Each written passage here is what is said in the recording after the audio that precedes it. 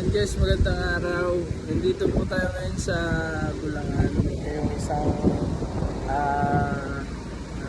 pinapropose nating project na possible ma-award po sa atin. Yan, yung building na yan. Ayan, kung makikita nyo. Saka yung katabi niya, yung isang building na yan. Yan po kasi ay may mga roof leak na, may mga butas na tulo. Tapos may mga kailangan palitan na roof, kailangan i-repair, kailangan i-repaint yung mga bakal, yung mga trusses ng roofing. Ayan.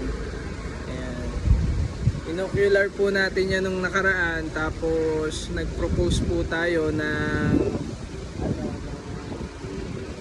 ating proposal dyan sa pag-repair nung kanilang bubong para ma-utilize nila yung building na yan at mawala yung problema nila na roof leaks.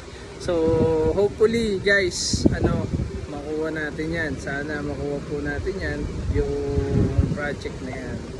So medyo malaki-laki din na trabaho yan. Ayan guys.